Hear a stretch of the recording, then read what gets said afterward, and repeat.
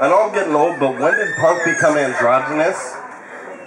Like, on my way over here, about an hour ago, I was walking down the street and I saw this dude. He had a mohawk, he was wearing a Ramones shirt, had a Dead Kennedys tat, and a pair of capris on.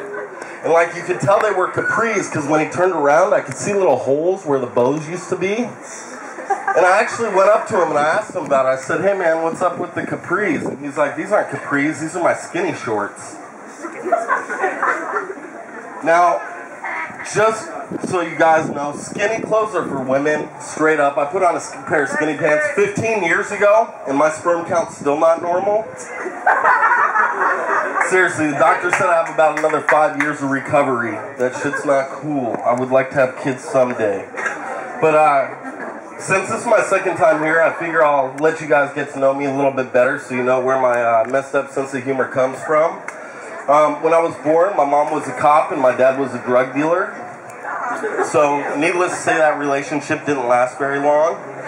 So, for about 15 years, I grew up. I didn't know who my dad was, never got to see him, and one day I got in trouble, and my mom sent me to go live with him. So, I hopped on the plane to Phoenix, never met the guy before, never seen a picture of him.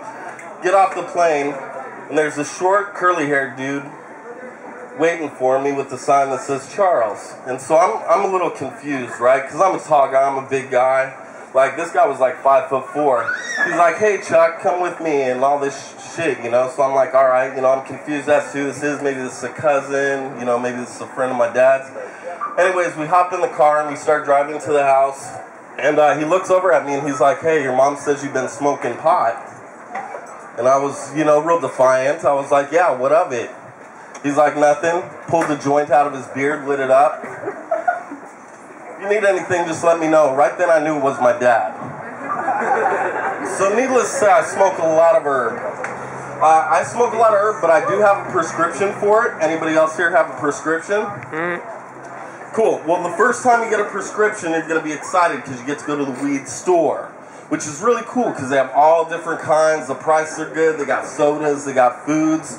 And you get real excited. You're going to want to get rid of your dealer. Do not do this. And this is why. You can't roll up inside the weed store and be like, listen, bro, I get paid in 2 days. I got some CDs in the car for collateral. Could you just hook me up with a little gram? You can't do that at the weed store, right? Some of them will take credit cards, but if you smoke like I smoke, your credit's not good enough for a credit card. But, I don't know. Have you noticed there's commercials out for the lottery now? Why does the lottery need TV commercials? Who hasn't heard of the lottery, right? Shouldn't the lottery be using that money for something better, like putting it towards the schools like they're supposed to? Because kids these days are kind of screwed up, right? Like, I was over at my sister's house the other day, and my nephew just turned 18, just graduated high school not too long ago. He was in the backyard smoking some herb, right? And so I went over to him, and I'm like, hey, let me check out your sack, you know? He hands me a sack, I look at it, it's oregano. Now, if you're 18 years old and you still confuse marijuana and oregano, the public school system is not doing its job. They need all the money they can get. But anybody here have kids or think about having kids someday? If you do not let them watch those Disney movies we grew up on. They're messed up. Take, for instance, Sleeping Beauty, right? The premise of this movie is a prince, so-called prince, is supposed to stroll through the woods, come up on an unconscious girl, and make out with her until she becomes his princess. Now, I don't know about you guys, but where I'm from, that's not beautiful, that's rape. Or how about Aladdin? Come here, little girl, and rub my magic lamp, and something will come out of the front to make all your dreams come true. Or how about The Little Mermaid? First off, the girl's best friend's with crabs. That's totally not my scene, right? Secondly, you know, even when she has her normal walking legs, that fish smell does not go away. And how about Pinocchio, right? Everybody knows why Geppetto made his nose grow when he told lies, right? Tell me lies, Pinocchio. Tell me lies. Tell me lies. Oh, tell the truth. Tell me lies, Pinocchio. Tell me lies. You know that was going on behind closed doors. And last but not least, Beauty and the Beast. 2 hours of a girl trying to bang a dog. If I wanted to see that, I'd go see Twilight again. So anybody here have those friends that like to brag about dumb stuff that doesn't even matter? Like I had this homeboy call me up the other day. He was like, bro, I got the hookup on Viagra. 15 bucks a pill and makes your hard for 6 hours. I was like, dude, I got you beat on that. I get a nickel bag of meth, stay hard for 10 hours, and get high. Come on now.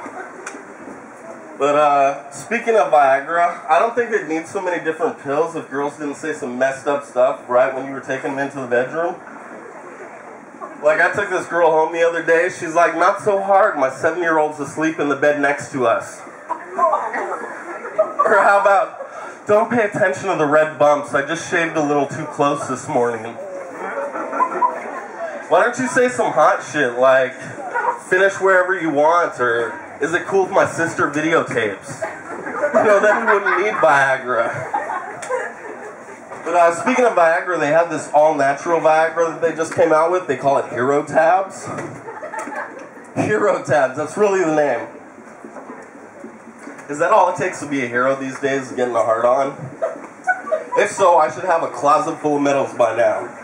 I'm serious, I get hard-on so often half my pants have the crotch worn out. And that's not cool, we're still in a recession. I'm serious, and my pants aren't expensive, man. Or my pants are very expensive. It takes, you know, they could make a blanket out of this much fabric. Come on now.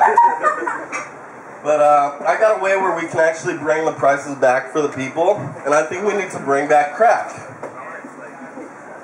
Now, you guys probably don't know what I'm talking about, but back in the late 80s, early 90s, crack was a big thing, and you used to be able to take $5 into any crack neighborhood and leave with a blowjob and a big screen TV. Now, those are the prices I'd like to see in this economy, right? Blowjobs are expensive, folks. Come on now. But I'm going to leave you folks with one last joke here. My friend's daughter recently turned 18 the other day, so y'all know what that means, right? No more going over there drunk. He's not without a 6-pack of booms and a bottle of Viagra. Woo! Alright, folks, that was it. I forgot what the fuck I was saying on that last one. Sorry about that. Let me try that over again. Alright, folks, I'm going to leave you guys on one last joke. Actually, I'm going to leave you guys on one last note.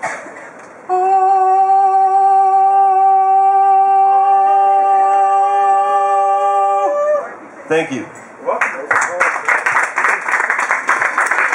Why?